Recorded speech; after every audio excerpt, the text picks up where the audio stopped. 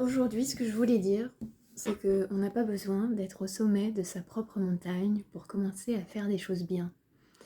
C'est-à-dire qu'on n'a pas besoin d'être au top, d'être parfait, d'être je ne sais quoi avant de commencer à créer, à contribuer, à faire des trucs chouettes pour les autres, pour soi, à se sentir utile finalement parce que souvent on a des objectifs assez élevés et on se dit, moi en tout cas c'est ce que je me suis dit longtemps, ça commence à bouger heureusement, mais que tant que j'aurais pas atteint tel ou tel objectif, eh bien je pourrais pas partager des choses en vidéo par exemple.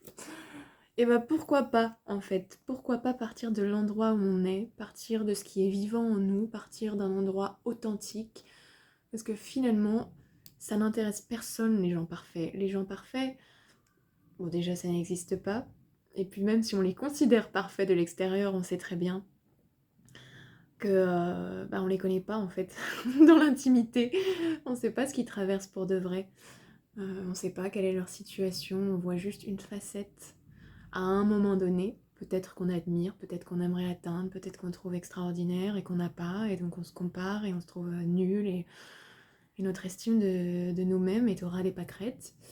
Ce sont des choses qui arrivent, mais c'est vraiment pas la bonne solution du tout de faire des choses comme ça. Ça rend un petit peu zinzin et malade dans la tête, et dans le corps, et partout. Donc je pense que ça pourrait nous faire du bien à tous de revenir à quelque chose de plus simple, de plus vivant, de plus vibrant, même si il s'agit d'états qu'on considère comme pas bien, comme mauvais, comme pas ce qu'on voudrait. Parce qu'en fait, c'est l'endroit où on est maintenant. Donc moi, ça me fait beaucoup penser au cercle de partage, par exemple, qu'on peut faire à la fin de certaines pratiques. Moi, je vais beaucoup danser le matin. C'est notre petite pratique matinale dans un parc. Et puis après, on fait un partage de la météo intérieure. Et donc, chacun dit ce qu'il a envie de dire. Et puis, personne commente. On est juste à l'écoute, dans un accueil et une écoute inconditionnelle de ce qui est là. Souvent, il y a beaucoup de résonance d'ailleurs, c'est jamais un hasard quand des personnes se rassemblent pour partager des choses. Et bref, on a l'impression que je m'égare, mais en fait, non, ça a tout à voir avec le sujet de simplement accepter l'endroit où on en est et le dire, tout simplement. C'est plus facile quand on est en face de personnes qui sont ouvertes à ça, mais on se rend compte en fait que en agissant ainsi, eh bien, c'est là où on est le plus inspirant, parce que c'est là où on est le plus vrai. Et c'est ça qui nous intéresse en fait. Parce que le nombre de fois où je me suis rendu compte que quand je disais ce qui était là, même si je trouvais ça moche, triste, que j'étais dans un gloubi-boulga, et ben ça pouvait contribuer pour les autres en fait. Voir c'est là où ça contribuait le plus, et on m'a remercié plein de fois d'avoir eu le courage de dire ce que j'avais sur le cœur, de me dire en fait tu l'as exprimé d'une manière que j'aurais même pas pu exprimer moi-même. Et je te remercie pour ça.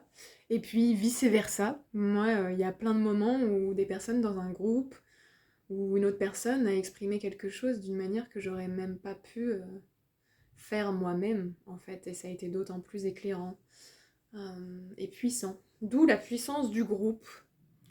Voilà, avec tous ces effets miroirs et ces transmutations qu'on fait tous ensemble. Et d'où l'importance de ne pas s'isoler et rester dans son coin, parce que je sais que quand on n'est pas bien, je l'ai fait tellement et tellement et tellement, et je ne suis pas la seule, surtout quand on est plutôt de type introspectif, j'allais dire, mais aussi introverti, plutôt très sensible, très empathique, qu'on a besoin de se recharger tout seul dans son coin. Et quand on n'est pas bien, réflexe, on va dans la grotte et on ne ressort que quand on va bien, parce que évidemment, on n'a pas envie de déverser nos poubelles sur le monde, n'est-ce pas? Donc voilà, on va prendre celles des autres, mais les nôtres, on les gère soi-même. C'est évident. Je te vois. Je vous vois là. C'est ça, oui.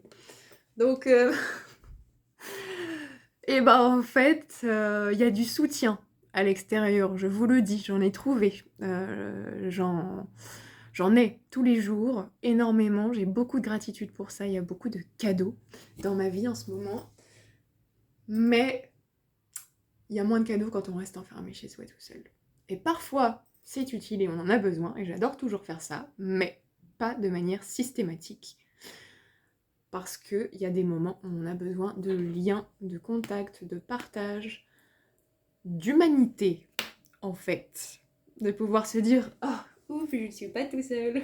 Je ne suis pas tout seul. » Il y en a d'autres qui traversent des trucs vraiment compliqués. Et ben ça fait juste du bien, en fait, de se dire ça. Voilà. Donc, tout ça pour dire que vous n'êtes pas seul. On n'est pas seul. On est plein comme nous. Que ce soit dans les communautés sur internet, dans la vraie vie, c'est aussi la vraie vie, mais bon, vous voyez ce que je veux dire. Et ouais, il est temps d'appeler du soutien dans l'espace, il est temps d'appeler du soutien dans notre champ énergétique. Je peux vous assurer qu'il va venir. Oui, oui, oui. Soyez prêts à recevoir parce que le soutien est en route, je vous le dis. Attention, attention, préparez-vous. Ça va être très très chouette. Je vous embrasse, prenez soin de vous.